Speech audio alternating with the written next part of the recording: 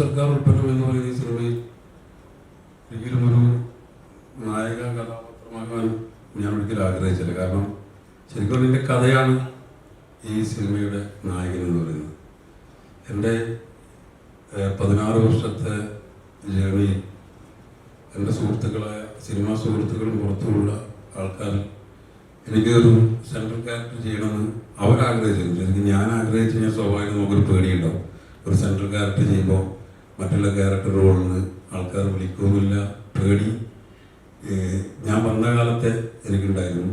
അത് ഇപ്പോൾ പോയില്ല. അപ്പോൾ നിസാം റാവുത്തർ എന്ന് പറയുന്ന ഇതിൻ്റെ തിരക്കഥാകൃത്താണ് പറയുന്നത്, ഇങ്ങനെയൊരു പേര് പറഞ്ഞ് ഇതിൻ്റെ കഥ പറയുമ്പോൾ ഞാൻ പറഞ്ഞു, നിങ്ങൾ വേണമെങ്കിൽ വേറൊരു ആർട്ടിസ്റ്റിനെ സമീപിക്കാം, ഞാൻ നിങ്ങളെ കൂടെ നിൽക്കാമെന്ന് പറഞ്ഞു. അല്ല വേണ്ട, ഇത് നിങ്ങൾ ചെയ്യണം, ഇത് നിങ്ങൾക്ക് ഉള്ള സിനിമയാണ്. അങ്ങനെയാണ് ഭാരത സർക്കാർ ഉൽപ്പന്നം എന്ന് പറയുന്ന സിനിമ നമ്മൾ പൂർത്തിയാക്കുന്നത്.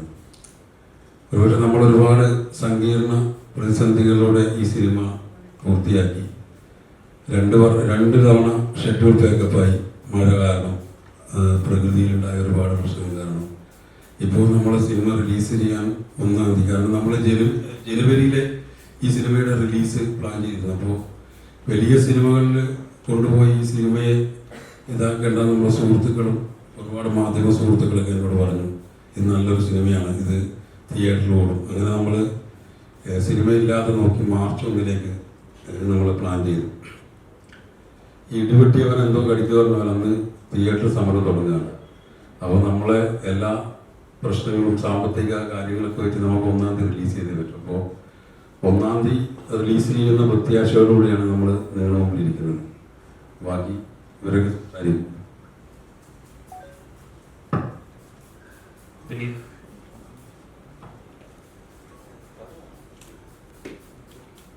ഭാരത സർക്കാർ ഉൽപ്പന്നം എന്നുള്ള സിനിമ നമ്മളത് ഷൂട്ട് ചെയ്തത് കഴിഞ്ഞ ജൂലൈയിലാണ്. അന്ന് പ്രതികൂലമായിട്ട് കാലാവസ്ഥകളും പല കാരണങ്ങളും ഉണ്ടായി. അതിനുശേഷം നമ്മൾ ഇപ്പോൾ റിലീസിലേക്ക് അടുക്കുകയാണ്.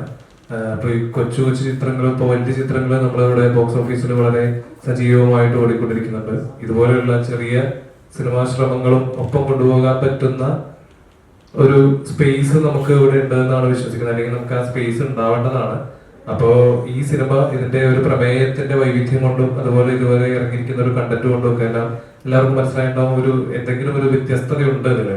അപ്പോൾ ഈ സിനിമയ്ക്കും ഇവിടെ ഒരു സ്പേസ് ഉണ്ട് എന്ന് വിശ്വസിക്കുന്നു. അത് എല്ലാവർക്കും ഇഷ്ടപ്പെടുന്നു വിശ്വസിക്കുന്നു. എല്ലാവരും തിയേറ്ററിൽ വന്ന് കാണുമെന്നും പ്രതീക്ഷിക്കുന്നു. സംവിധായകൻ ടി വി രഞ്ജിത്ത് ആദ്യമേ പറഞ്ഞിട്ടുണ്ട് എന്നെ കൊണ്ട് അധികം സംസാരിപ്പിക്കരുതെന്ന്. എന്നാലും ഒരു 2 വാക്ക്. ഈ സിനിമ ഒരു എന്റർടൈനർ സിനിമയാണ്. പക്ഷെ അതിനിപ്പോ ഒരു വലിയൊരു പ്രമേയം ഈ സിനിമ പറയുന്നുണ്ട്. അതൊരു പ്രത്യേകത. എല്ലാവരും ഒരു പ്രാവശ്യമെങ്കിലും ഈ സിനിമ നിർബന്ധമായിട്ട് കണ്ടിരിക്കേണ്ടതാണ്.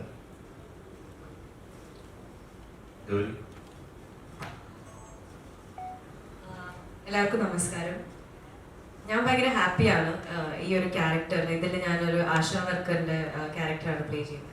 അപ്പോൾ ഒരു ഭാരത സർക്കാർ ഉൽപ്പന്നം, ആ ഒരു ടൈറ്റിൽ തന്നെ വളരെ ക്യാച്ചി ആയിട്ട് എനിക്ക് തോന്നി. അത് എന്താണ്, പലവരോടും ഞാൻ പറയുമ്പോഴും അവർ ഭയങ്കര ക്യൂരിയസ് ആയിട്ട് എന്നോട് ചോദിക്കാറുണ്ട് ഈ പടത്തിനെ കുറിച്ച്. ഈ സിനിമയുടെ ബ്യൂട്ടി എന്താന്ന് വെച്ചാൽ ഈ പടത്തിന്റെ ഒരു 2 വാക്കിൽ തന്നെ നമുക്ക് അതിന്റെ ബ്യൂട്ടി നമുക്ക് അത് കമ്മ്യൂണിക്കേറ്റ് ചെയ്യാൻ പറ്റും. ആ ഒരു ഭയങ്കര ക്യാച്ചിയാണ്, നല്ലൊരു സിനിമയാണ് ഞങ്ങൾ ഉണ്ടാക്കിയിരിക്കുന്നത്. ഞങ്ങളെല്ലാവരും കോൺഫിഡൻ്റ് ആണ്. ഇപ്പൊ സുബീഷ് ഏട്ടൻ എന്നെ വിളിച്ച് സംസാരിച്ചപ്പോഴും ഇത്രയും വർഷം ഇത്ര എക്സ്പീരിയൻസ് ഉള്ളൊരു ആക്ടർ തന്നെയാണ്. അപ്പോൾ സുബീഷ് ഏട്ടൻ ലീഡായിട്ട് എന്നോട് പിന്നെ ചോദിച്ചു, ഗൗരി എന്താ ലീഡ് ക്യാരക്ടേഴ്സ് ആണല്ലോ തമിഴിലും തെലുങ്കിലും ഒക്കെ ചെയ്യുന്നത്, അപ്പോൾ ഇങ്ങനത്തെ ഒരു ക്യാരക്ടറും എടുക്കുന്ന എന്തിനാണെന്നൊക്കെ പലവരും ചോദിച്ചിട്ടുണ്ട്. പക്ഷെ ഈ ഒരു കഥയിൽ ഹീറോ ഹീറോയിൻ അങ്ങനെയൊന്നും ഇല്ലാതെ ഓരോ ക്യാരക്ടേഴ്സിനാണ് അവരുടേതായ ഒരു ഇമ്പോർട്ടൻസ്. നമ്മളെല്ലാവരും ആ കഥാപാത്രമായി മാറും. അപ്പോൾ ഇങ്ങനത്തെ സിനിമകളിൽ ഭാഗമാവാൻ തന്നെയാണ് എനിക്ക് താല്പര്യം. അങ്ങനത്തെ ഒരു ആക്ടറായി ആവണം തന്നെയാണ് എൻ്റെ ഒരു, ഇങ്ങനത്തെ സിനിമകൾ സപ്പോർട്ട് ചെയ്ത് തന്നെ മുന്നോട്ട് പോകണം തന്നെയാണ് എൻ്റെ ആഗ്രഹം. പിന്നെ നല്ലൊരു എക്സ്പീരിയൻസ് ആയിരുന്നു. കൃഷ്ണൻ സാറും പ്രൊഡക്ഷൻ്റെ സൈഡിൽ നിന്നും വളരെ ഹാപ്പിയാണ്. ഇപ്പം ഇതിൻ്റെ ടീസറും സോങ് റിലീസൊക്കെ കഴിഞ്ഞിട്ട് കമൻറ്റ് ബോക്സിൽ കുറേ ആശമാരുടെ അവരെ നമ്മൾ റെക്കഗ്നൈസ് ചെയ്യാൻ പറ്റി ഈ ഒരു സിനിമയിലൂടെ.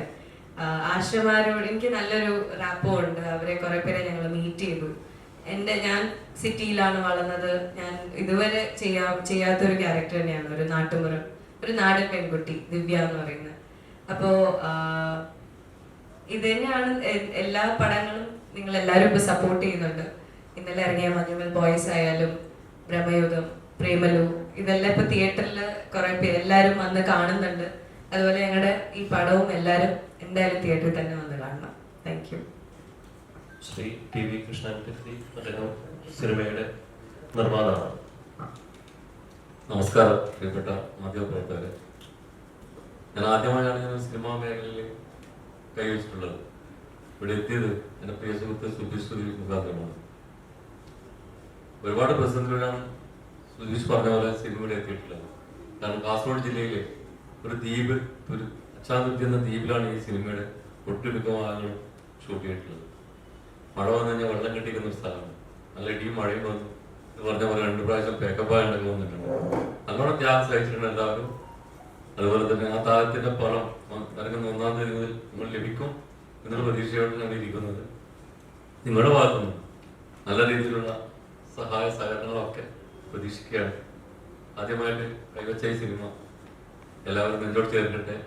മാത്രമല്ല ഒരു ആശാവർക്കരെ കുറിച്ചിട്ടുള്ള കേരളത്തിൽ, ഇന്ത്യയിൽ ആദ്യമായി ഇറങ്ങുന്ന ഒരു പ്രത്യേക കണ്ടന്റുള്ള ഒരു സിനിമ കൂടിയാണിത്. ഇതിന്റെ എല്ലാവിധ വിജയം ഉണ്ടാവണം, നിങ്ങളുടെ എല്ലാവരും സഹകരണം ഉണ്ടാവണമെന്ന് മാത്രമാണ് ഈ അവസരത്തിൽ നിങ്ങളോട് അഭ്യർത്ഥിക്കാനുള്ളത്. നന്ദി, നമസ്കാരം. സുബീഷിനെ സംബന്ധിച്ചിടത്തോളം ലാൽ ജോസ് സാറ് സുബീഷിന്റെ ഗുരുവാണെന്നാണ് പറയാറുള്ളത്. ലാൽ ജോസ് സാറിന്റെ സിനിമകളിലൂടെയാണ് സുബീഷ് വന്നത്. അതുപോലെ തന്നെ ലാൽ ജോസ് സാറിന്റെ ചിത്രത്തിലൂടെ നമ്മുടെ മുമ്പിലെത്തിയ ദർശന. എനിക്ക് ഈ ഇൻട്രൊഡക്ഷൻ എപ്പോഴും ഇഷ്ടമാണ്. കാരണം സാറിന്റെ സിനിമയിലൂടെ വന്നെന്ന് പറയുന്നത് ഒരുപാട് സന്തോഷമുണ്ട്. ഈ സിനിമയിൽ ഞാനൊരു അഡ്വക്കേറ്റ് ആയിട്ടാണ് എൻ്റെ ക്യാരക്ടർ. ചാലഞ്ചിങ് ആയിരുന്നു എന്ന് ചോദിച്ചാൽ ആയിരുന്നു. കാരണം കോർട്ട് റൂം സീൻസിലൊക്കെ വളരെ ലെങ്തി ആയിട്ടുള്ള ഡയലോഗ്സ് ഒക്കെ ഉണ്ടായിരുന്നു. അപ്പൊ അതൊക്കെ നമ്മളിപ്പം ഡയലോഗ്സ് കിട്ടുമ്പോൾ മനസ്സിലാക്കി പറയുന്നതിനേക്കാളും കുറച്ച് കാണാതെ പഠിക്കേണ്ട വന്നത് ഈ സിനിമയിലായിരുന്നു എന്ന് തോന്നുന്നു. നമ്മൾ ചെയ്തിട്ടുണ്ട്. ഇനിയെല്ലാം പ്രേക്ഷകരാണ് വിലയിരുത്തേണ്ടത്. എല്ലാവരും തിയേറ്ററിൽ പോയി തന്നെ മാർച്ച് 1-ന് സിനിമ കാണണമെന്നാണ് എനിക്ക് പറയാനുള്ളത്.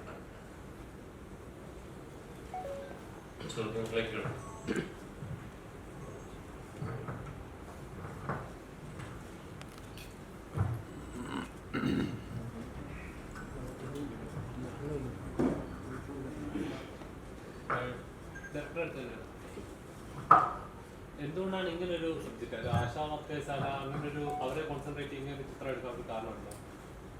ഇതിന് സബ്ജക്റ്റിന് കാരണം ഇതുവരെ കണ്ടിട്ടില്ലാത്ത ഇതുപോലൊരു സിനിമ എക്സ്പീരിയൻസ് വേറെ പടത്തിൽ കണ്ടിട്ടുണ്ടോ? അതിലേക്ക് സുധീഷേട്ടൻ എങ്ങനെയാണ് കാസ്റ്റ് ചെയ്തത്? സുധീഷേട്ടനാണ് ഹീറോ അല്ലെങ്കിൽ സുധീഷേട്ടൻ അഭിനയിക്കുന്നതാണ് എന്നെ അതിനെ എക്സൈറ്റ് ചെയ്യുന്ന ഏറ്റവും പ്രധാനപ്പെട്ട ഒരു കാര്യം. സുധീഷേട്ട ഫസ്റ്റ് ടൈം 16 വർഷത്തെ ജേർണിയുടെ കാര്യം പറയും. ആ 16 വർഷത്തെ കാലത്തിന് ശേഷം ഒരാൾ അതല്ല, ഇദ്ദേഹം 10-25 വർഷമായി സിനിമയുടെ ഭാഗമായിട്ടുണ്ട്. ഒരുപാട് സിനിമകളിൽ ഇദ്ദേഹം കുതിരവട്ടം പപ്പു സാറിൻ്റെ അസിസ്റ്റൻ്റായിട്ടാണ് ഇയാളെ സിനിമയിലെത്തുന്നത്. അപ്പോൾ അങ്ങനെ ഒരുപാട് മനുഷ്യന്മാർ നമുക്ക് ചുറ്റുമുണ്ട്. അപ്പോൾ അങ്ങനെയുള്ള ഒരാളെ നമ്മൾ രക്ഷപ്പെടുമ്പോൾ എല്ലാവരും രക്ഷപ്പെടുന്ന വെച്ചു. അപ്പോൾ അങ്ങനെയാണ് മൂപ്പര ഈ പടത്തിലേക്ക്, നമുക്ക് വേണമെങ്കിൽ ഒരുപാട് ഡയറക്ടേഴ്സിൻ്റെ അടുത്ത് ഈ പടം എത്തിക്കാം.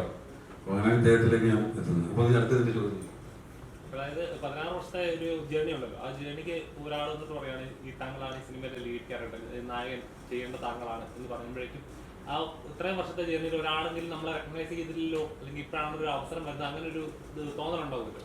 അങ്ങനെയില്ല. കാരണം എന്ന് വെച്ചാൽ നമ്മൾ 16 വർഷത്തിനുള്ളിൽ എനിക്ക് വേഷം തന്ന 10-40 സംവിധായകമാണ്. അപ്പോൾ അവർ ചെറുതാണെങ്കിൽ അവർ സിനിമയിൽ ഉൾപ്പെടുത്തുക എന്നൊരു വലിയ കാര്യമാണ്. കാരണം സിനിമ അന്വേഷിച്ച് നടക്കുന്ന ഒരാൾക്ക് ഒരു ചെറിയ വേഷം ഒരു സീനിൽ വന്നു പോകുന്നതാണ് വലിയ കാര്യമാണ്. കാരണം നമുക്കൊരു ഇതിൽ എൻട്രി കിട്ടുക. അപ്പോൾ ആ എൻട്രി ഇങ്ങനെ 16 വർഷമായി ഞാൻ സിനിമ അന്വേഷിച്ചുകൊണ്ടിരിക്കുകയായിരുന്നു. അപ്പോൾ അങ്ങനെ നിസാം റാവുത്തർ എന്ന് പറഞ്ഞു ഇങ്ങനൊരു സിനിമയുണ്ട്. അപ്പോൾ എനിക്ക് ഏറ്റവും അട്രാക്ട് ചെയ്തത് ഇത് ആര് ചെയ്താലും ഈ സിനിമ നിൽക്കും, ഞാനല്ല, ഇനി ആര് ചെയ്താലും ഈ സിനിമ നിലനിൽക്കും. അതാണ് എന്നെ അട്രാക്ട് ചെയ്യിപ്പിച്ചൊരു കാര്യം.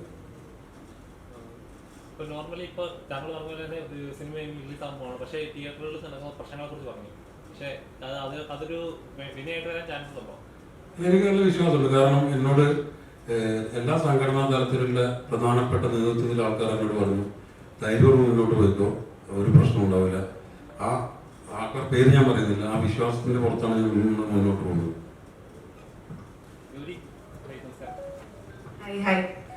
ഓരോ ചിത്രം മലയാളത്തിൽ എടുക്കുന്ന, തമിഴിലാണെങ്കിൽ ശരി മലയാളത്തിലാണെങ്കിൽ ശരി, ഓരോ എടുക്കുന്ന ഓരോ കഥാപാത്രത്തിലായാലും അതിന്റെ ഒരു യൂണിക്നെസ് എപ്പോഴും കീപ്പ് ചെയ്യാറുണ്ട്. ഈ സിനിമയിൽ ആശാ വർക്കറാണ് ആയിട്ടാണ് പ്രസന്റ് ചെയ്യുന്നത്. അപ്പോൾ ഈ സിനിമയിൽ അല്ല ഈ കഥ കേട്ടപ്പോൾ ഞാനിത് കമ്മിറ്റ് ചെയ്യണമെന്ന് തോന്നുന്ന ഒരു മെയിൻ റീസൺ ഉണ്ട്. സുബീഷ് ഏട്ടൻ എപ്പോഴും പറയുന്ന ഒന്നാണ്, ഇതിന്റെ കഥ തന്നെയാണ് ഇതിന്റെ ഹീറോ. ഞാൻ പറഞ്ഞ പോലെ ആ ഒരു 2 വാക്കിൽ തന്നെ നമ്മൾ ഈ കഥ കേൾക്കുമ്പോൾ എനിക്ക് ഈ പടത്തില് ഒരു ഭാഗമാവണം. പിന്നെ ദിവ്യ ആശാ വർക്കറിന്റെ ഒരു ക്യാരക്ടർ എനിക്ക് തോന്നുന്നു എൻ്റെ പ്രായത്തിലുള്ളൊരു ആക്ടറിന്റെ നിലയിൽ ഇതൊരു നല്ല ഓപ്പർച്യൂണിറ്റി ആയിട്ട് തന്നെ എനിക്ക് തോന്നുന്നു.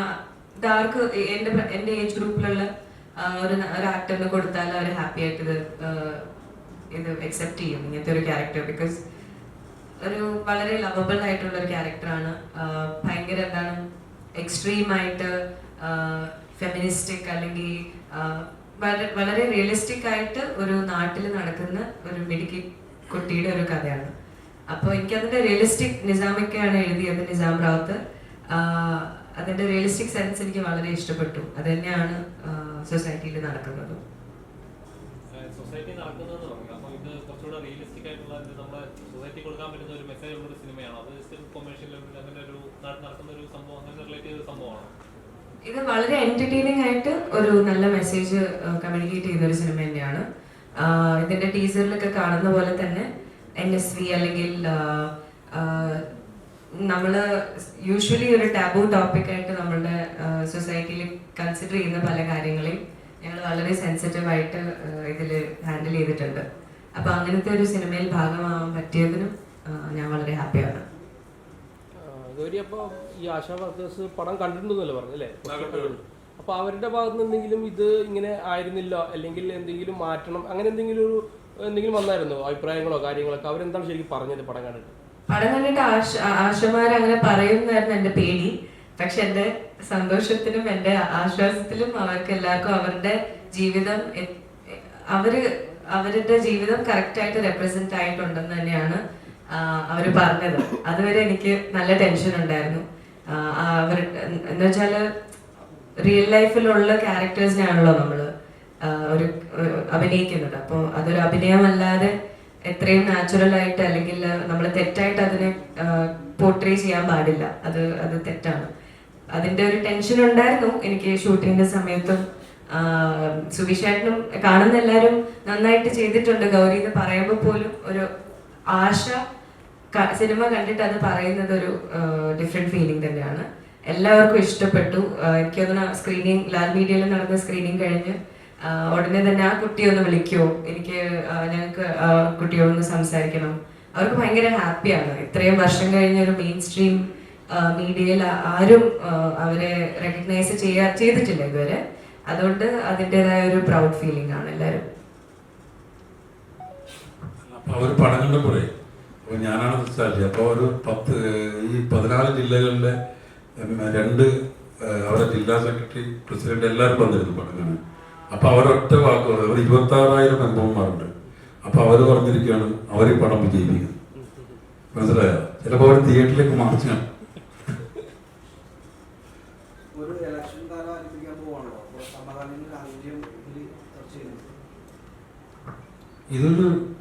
ഈ സിനിമക്ക് ഒരു പൊളിറ്റിക്സ് ഉണ്ട്.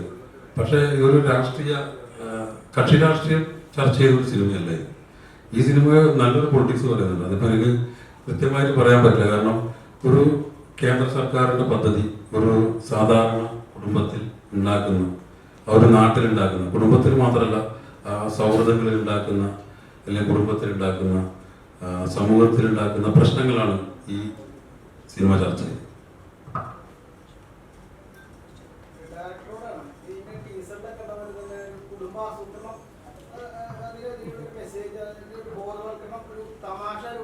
കുടുംബാസൂത്രം എതിരല്ല.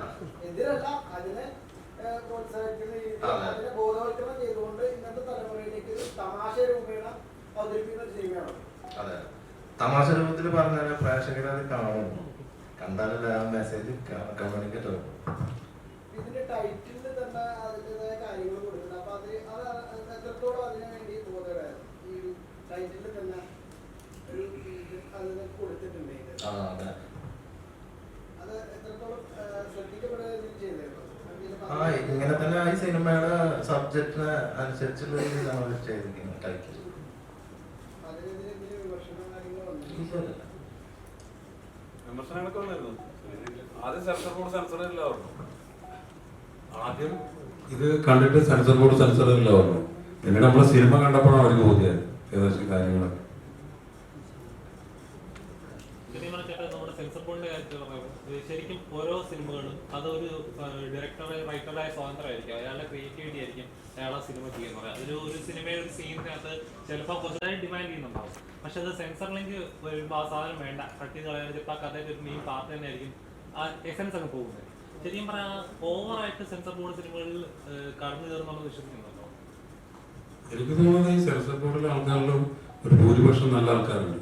പക്ഷെ ഇത് നീ നേരത്തെ പറഞ്ഞത് ഭയങ്കരമായിട്ട് ചോദ്യമാണ്. കാരണം ഒരു സിനിമ എടുക്കുന്നവരെ സംബന്ധിച്ചൊക്കെ ഇത് ഒരാൾക്ക് ഒരു വ്യക്തിയോട് ഈഗോ ഒക്കെ ഇതിൽ സംഭവിക്കാം. ഇപ്പോൾ സെൻസർ ബോർഡിൽ അംഗങ്ങൾ ഇപ്പോൾ വിനീത് ഒരു ഡയറക്ടറാണ്. അപ്പോൾ സ്വാഭാവികമായിട്ട് വിനീതിന്റെ പടം വിനീതിനോട് ഒരാൾക്ക് ദേഷ്യം ഉണ്ടെങ്കിൽ അയാൾ അത് കട്ട് ചെയ്യണം, ഇത് കട്ട് ചെയ്യും. അത് സെൻസർ ബോർഡിനെ നമ്മൾ കുറ്റം പറയാൻ പാടില്ല. അതിലിരിക്കുന്ന ചില ആൾക്കാരുടെ പ്രൊപ്പഗണ്ട മനസ്സിലായോ? അപ്പൊ എല്ലാവരും അതിന് കുറ്റക്കാരല്ല. ഇപ്പം നമ്മളെ ഭാരത സർക്കാർ ഉൽപ്പന്നം എന്ന് പറയുന്ന സിനിമക്ക് നിങ്ങൾക്ക് ഈ ടൈറ്റിൽ തരാൻ പറ്റില്ല പറഞ്ഞപ്പോൾ ഞാൻ സെൻസർ ബോർഡ് ഉദ്യോഗസ്ഥനോട് പറഞ്ഞപ്പോൾ അയാൾ ഭയങ്കര പൊട്ടിച്ചിരിക്കുകയായിരുന്നു കഥ പറയുമ്പോൾ. അപ്പോൾ നമ്മൾ ട്രെയിലറാണ് ആദ്യം കൊടുത്തത്. അപ്പോൾ അതിൽ ഏതൊരു വ്യക്തിക്ക് ആരോടുള്ള ദേഷ്യമായിരിക്കാം, അത് നമ്മളെ സിനിമനെ ബാധിക്കാം. അതാണ്.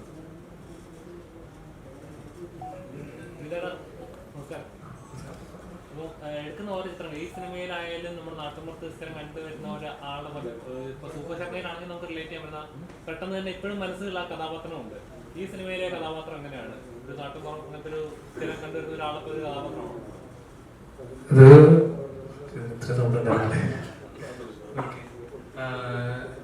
ഈ പറഞ്ഞ പോലെ സൂപ്പർ ശർമ്മയെ കുറച്ചും കൂടെ ഒരു സ്പൂഫ് ക്യാരക്ടർ ആയിരുന്നു. അജിത് മേനോൻ എന്ന് പറയുന്ന ഒരു കഥാപാത്രമായിരുന്നു. അതിന് ഈ പറഞ്ഞ പോലെ ഒരു കണ്ടു കഴിഞ്ഞ് കഴിഞ്ഞാൽ നമുക്ക് തിയേറ്ററിലൊക്കെ ആയാലും ഒരെണ്ണം കൊടുക്കണം എന്നൊക്കെ തോന്നുന്ന ഒരു ടൈപ്പ് ക്യാരക്ടറൊക്കെ ആയിരുന്നു കേട്ടോ. അത് ഇത് കുറച്ചും കൂടെ ലൈക്കബിൾ ആയിട്ടുള്ള ഒരാളാണ്. എഞ്ചിനീയറിംഗ് കഴിഞ്ഞിട്ട് പെയിന്റ് പണിക്ക് പോകുന്ന ഒരാളാണ്. അപ്പൊ അത് ആ നാട്ടില് സുബീഷ് ചേട്ടന്റെ ക്യാരക്ടറിന്റെ കൂടെ പെയിന്റ് പണിക്ക് പോകുന്ന ഒരാളാണ്.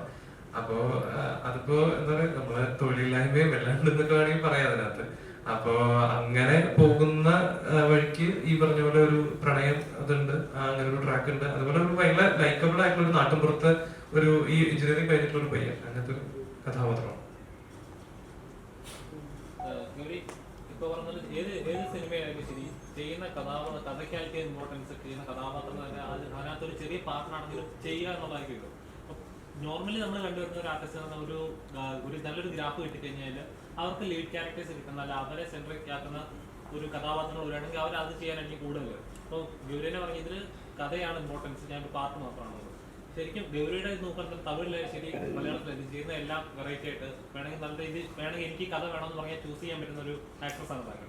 പിന്നെ എന്തുകൊണ്ടാണ് ഇത് ഇങ്ങനെ ചെറിയ റോളാണെങ്കിൽ കൂടി ചൂസ് ചെയ്യാൻ ഒരു കാരണം? അല്ലെങ്കിൽ അങ്ങനെ ചൂസ് ചെയ്യാനുള്ള അങ്ങനെ ഒരു ആക്ട്രസ് ആണോ? ചെറിയ റോളല്ല, അതല്ല ഞാൻ പറയുന്നത്, ഒരു ചെറിയൊരു കഥാപാത്രമാണെങ്കിലും ചൂസ് ചെയ്ത് ഇപ്പോ ഒരു സീനിൽ വന്നു പോകുന്നതാണെങ്കിൽ കൂടി ചെയ്യുന്ന ആക്ടേഴ്സ് ഉണ്ടല്ലോ, അത് കുറവാണ് ഇപ്പോ. അല്ല, ഇപ്പൊ ഒരു ക്യാമിയോ അപ്പിയറൻസ് ചെയ്യാനുള്ള ഒരു എക്സ്പീരിയൻസ് എനിക്ക് ആയിട്ടുണ്ടോ എന്ന് ചോദിച്ചാൽ ഇല്ലാന്നേ ഞാൻ പറയുള്ളൂ. ഇപ്പൊ ആക്ഷൻ ഹീറോ ബിജുവില് സുരാജേട്ടൻ ചെറിയൊരു റോളാണ്, പക്ഷെ ആ ഒരു ഇമ്പാക്ട് ഭയങ്കരമായിരുന്നു. പക്ഷെ ആ ഒരു ലെവലിൽ ഞാൻ എത്തിയിട്ടില്ല. അതുകൊണ്ട് അങ്ങനെ വന്നു പോയിട്ട് ഒരു ഇമ്പാക്ട് ക്രിയേറ്റ് ചെയ്യാൻ പറ്റുമെന്ന് എനിക്ക് സത്യം പറഞ്ഞാൽ അറിഞ്ഞൂടാ. ഈ സിനിമയിൽ എനിക്കൊരു one of the central characters ആണ്. പക്ഷെ എനിക്ക് ചോദ്യം മനസ്സിലായി. ഞാൻ ചിന്തിക്കുന്നത് നല്ല കഥകൾ പറയണം. അതാണ് എൻ്റെ ഒരു പേഴ്സണലി അതാണ് എൻ്റെ ഒപ്പീനിയൻ. അപ്പോൾ 96-ലാണെങ്കിലും ഞാനൊരു ചൈൽഡ് ആക്ടറായിട്ടാണ് വന്നത്. അപ്പോൾ അത് കഴിഞ്ഞിട്ട് ഓരോ ക്യാരക്ടേഴ്സ് ചെയ്യുമ്പോൾ ഞാൻ പേഴ്സണലി വളരെയാണ് പഠിക്കുകയാണ്. അപ്പോൾ അതിൽ ഞാൻ സെൻട്രൽ ഹീറോയിൻ മാത്രമേ ചെയ്യുള്ളൂ എന്ന് പറയുമ്പോൾ അത് ആർക്കും അല്ല, എനിക്ക് തന്നെ ആയിരിക്കും അതിൻ്റെ ലോസ് എന്ന് വേണമെങ്കിൽ പറയാം. പക്ഷെ എന്നാൽ പോലും ഈ ഒരു 5 വർഷത്തിലുള്ള എക്സ്പീരിയൻസിൽ കുറച്ചുകൂടെ ഞാൻ 2 വർഷം മുമ്പ് എന്നോട് ചോദിച്ചിരുന്നെങ്കിൽ ഇങ്ങനെ ചിലത് അത് കുറച്ച് മാറിയിട്ടുണ്ട്. ഇപ്പോൾ ഒരു ബാനർ ഇമ്പോർട്ടൻ്റ് ആണ്. പണ്ടൊക്കെ ഇന്ത്യ പടങ്ങളിലും ചെയ്യണം, പക്ഷെ പലപ്പോഴും നമ്മൾ അത്ര കഷ്ടപ്പെട്ട് അത്ര എഫേർട്ട് കൊടുത്ത് ഒരു പടം ചെയ്യുന്നു, പക്ഷെ അതിനുള്ള റെസ്പോൺസ് കിട്ടാതെ വരുമ്പോൾ നമുക്ക് നല്ല സങ്കടം തോന്നാറുണ്ട്. അതുകൊണ്ട് തന്നെ ഒരു ബാലൻസ്ഡ് ആയിട്ടൊരു ഡെസിഷൻ എടുക്കണമെന്ന് തന്നെയാണ്. അപ്പോൾ നല്ല കഥ മാത്രം പോരാ, ചിലപ്പോൾ ഒരു ബാനർ അല്ലെങ്കിൽ ഒരു സപ്പോർട്ടിങ് ടെക്നീഷ്യൻസ് എല്ലാവരും ഒരു ടീം നന്നായാൽ പടം എത്തും. അല്ലെങ്കിൽ അതൊരു ബാലൻസ്ഡ് ആയിട്ടുള്ള ഒരു ഇൻഫോംഡ് ഡിസിഷൻ ആയി മാറണം. ഈ ഒരു സിനിമ കേട്ടപ്പോൾ എനിക്ക് ആ ഒരു ഡൗട്ടൊന്നും ഇല്ലായിരുന്നു. ബിക്കോസ് ഒരു ടോട്ടൽ പാക്കേജ് ആയിട്ട് തന്നെയാണ് വന്നത്. ആൻഡ് കഥയിൽ തന്നെ അതിന്റെ പകുതി എലമെന്റ്സ് എല്ലാം ഉണ്ട്. അഭിനയിക്കുന്ന ഏതൊരു കഥാപാത്രം എനിക്ക് ഒരു എക്സ്പെരിമെന്റൽ ആക്ടറാണോ, ഒരു ഇന്ന കഥാപാത്രം കിട്ടിയിരുന്നെങ്കിൽ എൻ്റെ ഇതുവരെ ചെയ്തിട്ടുള്ള കഥാപാത്രം ബ്രേക്ക് ചെയ്യുന്ന, അല്ലെങ്കിൽ അങ്ങനെ ഒരു ഐഡന്റിറ്റി എന്ന കഥാപാത്രം എന്ന് നോക്കാറുണ്ടോ? എക്സ്പെരിമെന്റലായിട്ട് സിനിമ ചെയ്യാൻ താല്പര്യമുണ്ടോ? തീർച്ചയായും ഉണ്ട്. എക്സ്പെരിമെന്റലായിട്ട് ഇപ്പം സ്റ്റീരിയോ ടൈപ്പ് ആവാതിരിക്കുന്നത് ഒരു ആക്ടറിന്റെ നിലയിൽ എല്ലാവരും ആഗ്രഹിക്കുന്ന ഒരു സംഭവമാണ്.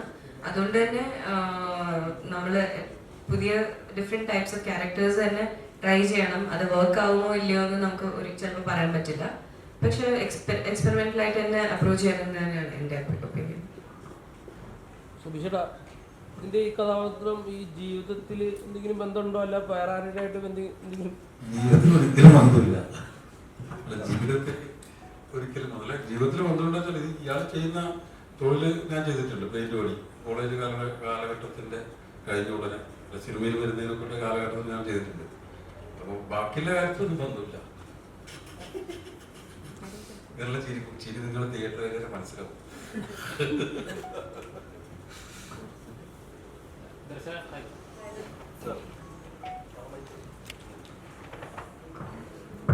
ഈ സിനിമയിലെ കഥാപാത്രം പാപ്പച്ചിനൊടുവിലാണ് സിനിമയിലെ കഥാപാത്രം ആയാലും കുറച്ച് നോട്ടബിളായിട്ടുള്ള കഥാപാത്രം ഇമ്പമായാലും അങ്ങനെയൊക്കെ. ഈ സിനിമയിലെ കഥാപാത്രം വക്കീലാന്ന് പറഞ്ഞു, എത്രത്തോളം ചെയ്യുന്ന ഒരു ഒന്നിനൊന്നും ഡിഫറെന്റ് ആവാൻ എപ്പോഴും ശ്രമിക്കാറുണ്ട്. ഈ എത്രത്തോളം ഈ സിനിമ കമ്മിറ്റ് ചെയ്യുമ്പോൾ എൻ്റെതായിട്ട് ഐഡന്റിറ്റി ഉണ്ടാവും എന്ന് വിചാരിക്കുന്ന ഇതുണ്ടാവില്ല, നമ്മൾ തന്നെ ഒന്ന് സെൽഫ് പ്രിപ്പയർ ചെയ്യുമല്ലോ, എത്രത്തോളം ഉണ്ട്?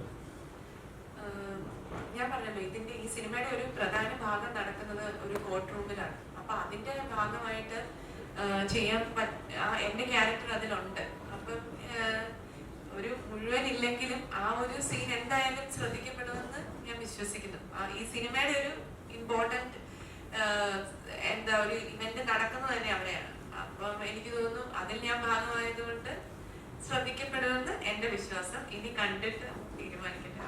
എപ്പോഴെങ്കിലും ചെയ്ത സിനിമകൾ വെച്ചിട്ട് ആളുകൾ എപ്പോഴെങ്കിലും റെക്കഗ്നൈസ് ചെയ്ത സിനിമയിലെ കുട്ടിയാണോ അങ്ങനെ വരാറുണ്ടോ, അതോ എപ്പോഴും അതിനുള്ള സ്ട്രഗിളിങ് ഇപ്പോഴും ഫേസ് ചെയ്യുന്നുണ്ടോ? നായകൻ എന്നുള്ള ഒരു ഐഡന്റിറ്റിയാണ് മെയിൻ ആയിട്ട് ഇപ്പോഴും ആൾക്കാർ എനിക്ക് തോന്നുന്നു.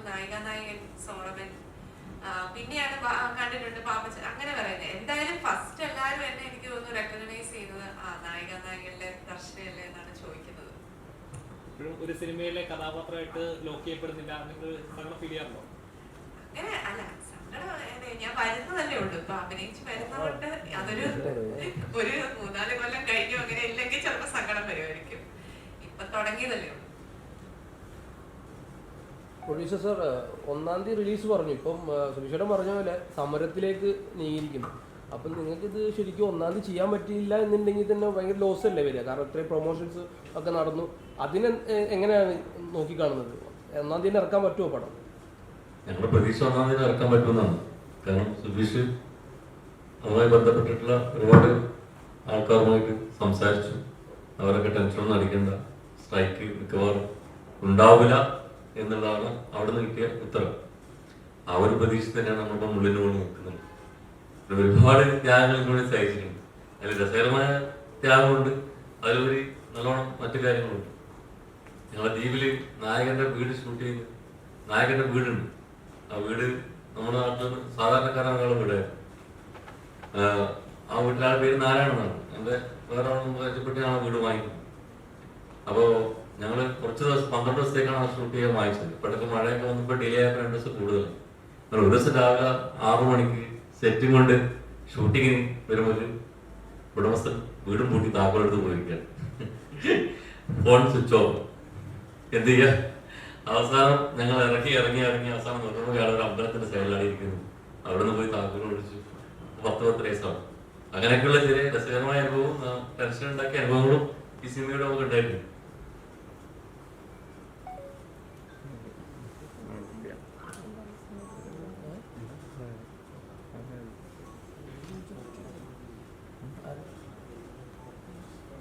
ഗൗരി, ഇനി വരുന്ന പ്രൊജക്ട്സ് ഏതൊക്കെയാണോ പുതിയതായിട്ടുള്ള കമ്മിറ്റ്മെന്റ് ഒക്കെ എങ്ങനെയാണ്?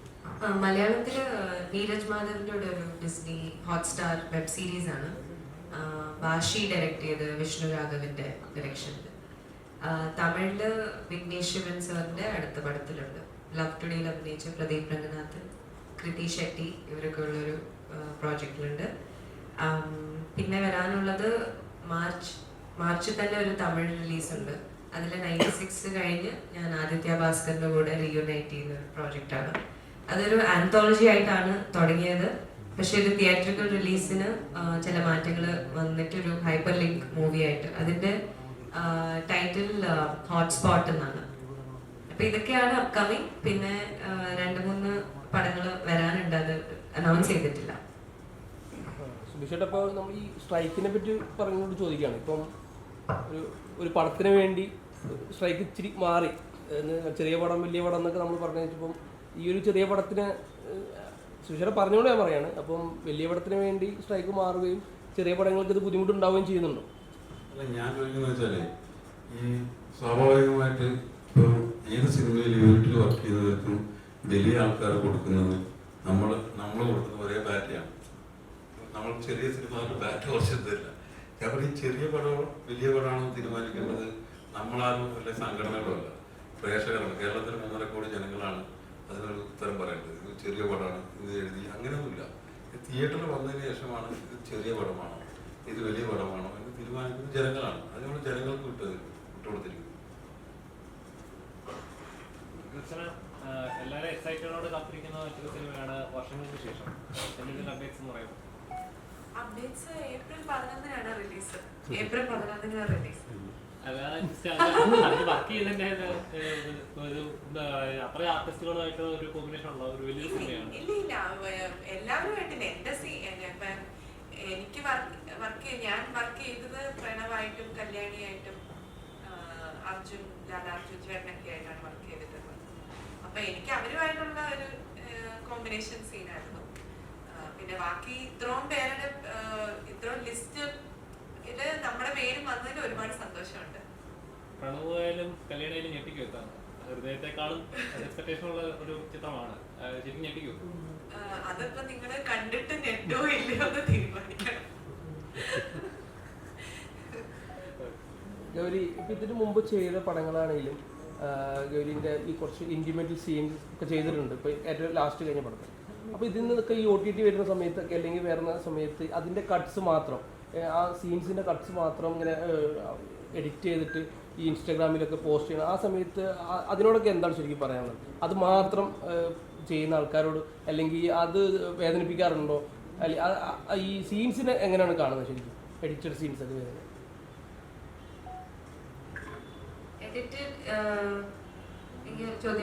ഇപ്പൊ ഇന്റിമേറ്റ് സീനിൽ ഒരു പടത്തിലാകെ 1-2 പ്രാവശ്യം ഇന്റിമേറ്റ് സീൻസ് ഉണ്ടാവും.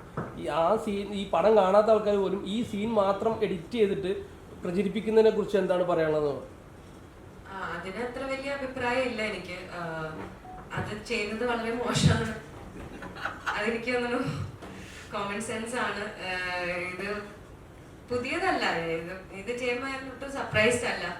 അതിൻ്റെതായ ഓഡിയൻസ് ഉണ്ടായിരിക്കും അതിന്.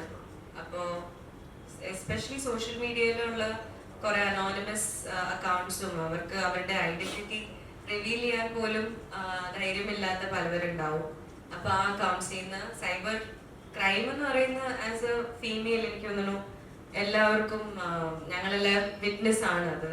അപ്പോൾ അങ്ങനത്തെ എഡിറ്റേഴ്സ് അങ്ങനെ ചെയ്യുന്നു, അത് പകരുന്നു, പിന്നെ ആ വീഡിയോസ് കണ്ടു എന്തുകൊണ്ട് ഇങ്ങനത്തെ പ്രോജക്ട്സ് ചെയ്യുന്നു എന്നൊക്കെ. അപ്പൊ ഒരു പടത്തിന്റെ ഒരു ടോട്ടാലിറ്റിയിൽ മനസ്സിലാക്കാതെ അത് മാത്രം സെല് ചെയ്യുന്നത് വളരെ ചീപ്പായിട്ടുള്ളൊരു പരിപാടി തന്നെയാണ്.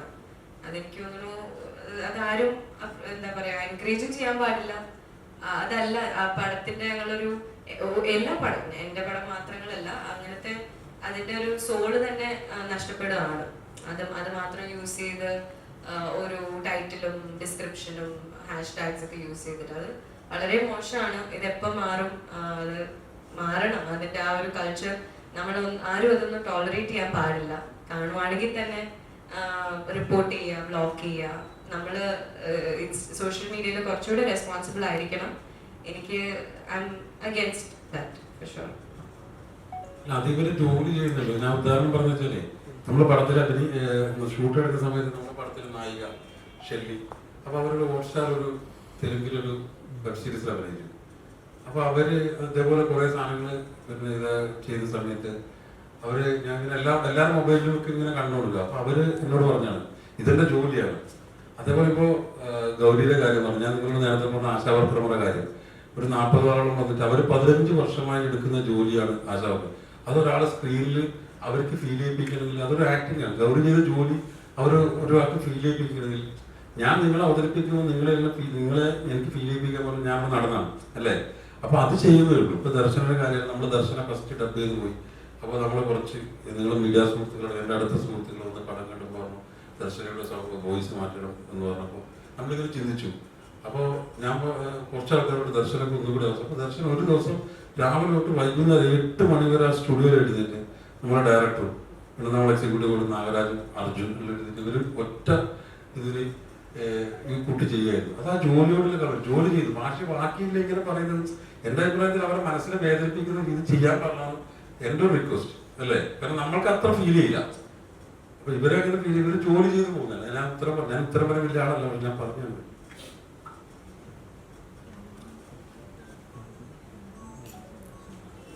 എന്തായാലും ഏപ്രിൽ 1-ന് ചിത്രം റിലീസ് ആകും.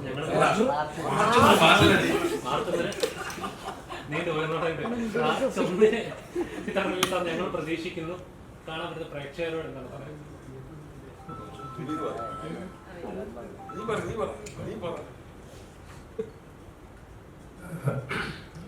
ഈ പ്രശ്നങ്ങളൊക്കെ നടക്കുന്നുണ്ട് എന്നുള്ളതൊക്കെ നമുക്കറിയാലോ. അപ്പൊ അതുകൊണ്ട് ഈ സിനിമ വളരെ ആസ്വാദികരമായിട്ടുള്ള ഒരു ഒന്ന് തന്നെയാണ്. പിന്നെ ഇതിൽ പ്രവർത്തിച്ചിരിക്കുന്ന ടെക്നിക്കൽ സൈഡിനെ പറ്റി പറയണം. ഞാൻ ഈ സിനിമയിലേക്ക് വരാനുള്ള ഏറ്റവും പ്രധാന കാരണങ്ങളും ഈ പറഞ്ഞ പോലെ ഇതിന്റെ ക്യാമറ ചെയ്ത അൻസർ ഷായാണ്. അൻസർ ഷാ ഇഷ്ക്, മൂൺ വാക്ക് എന്ന് പറയുന്ന സിനിമകൾ, ഇതുപോലുള്ള സിനിമകൾ ചെയ്തിട്ടുള്ള ഒരാളാണ്. രാജീവ് രവി സാറിനൊക്കെ അസോസിയേറ്റ് ആയിരുന്നു. അതേപോലെ തന്നെ മ്യൂസിക് ചെയ്തിരിക്കുന്നത് അജ്മൽ ഹസ്ബുള്ള, പുരുഷപ്രേതവും എല്ലാം ചെയ്തിട്ടുള്ള അജ്മലും പിന്നെ അങ്കിത് മേനോനാണ് മ്യൂസിക് ചെയ്തിരിക്കുന്നത്. ബാക്ക്ഗ്രൗണ്ട് മ്യൂസിക് ചെയ്തിരിക്കുന്നത് അങ്കിത്താണ്. അങ്കിത്ത് ഈ പറഞ്ഞ പോലെ ചെയ്യുകയും അതുപോലെ ഒരുപാട് നല്ല സിനിമകൾ ഇപ്പോൾ ചെയ്തുകൊണ്ടിരിക്കുന്ന ഒരു വ്യക്തിയാണ്. അപ്പോൾ രഞ്ജിത്തേട്ടൻ വേണു സാറിന്റെ ഒരുപാട് സിനിമകളിൽ അസോസിയേറ്റ് ആയിട്ടുള്ള ഒരു വ്യക്തിയാണ്. നിഷാം ഇതിന്റെ സ്ക്രിപ്റ്റ് എഴുതിയിട്ടുള്ള നിസാമക്ക സക്കരയുടെ ഗർഭിണികൾ എന്ന് പറയുന്ന സിനിമ എഴുതിയിട്ടുള്ള ഒരു വ്യക്തിയാണ്. അപ്പൊ ഇതുപോലെ ഒരുപാട് ആളുകൾ ഈ സിനിമയിൽ വർക്ക് ചെയ്തിട്ടുണ്ട്. അപ്പോൾ ഇതുകൊണ്ട് ഒരു വളരെ ക്വാളിറ്റി ഔട്ട്പുട്ട്, ഒരു ക്വാളിറ്റി സിനിമ എല്ലാവർക്കും കണ്ട് ആസ്വദിക്കാൻ പറ്റുന്ന ഒരു സിനിമയായിരിക്കും ഭാരത സർക്കാർ ഉൽപ്പന്നം എന്നുള്ളത്. ആ പേരില് അതിന്റെ ഒരു പ്രസക്തി പോലെ തന്നെ, ആ പേരിലെ ഒരു കൗതുകം പോലെ തന്നെ ഒരു കൗതുകം ഈ സിനിമയിൽ ഉണ്ടാകുമെന്ന് വിശ്വസിക്കുന്നു. അപ്പൊ എല്ലാവരും തിയേറ്ററിൽ വന്ന സിനിമ കാണും.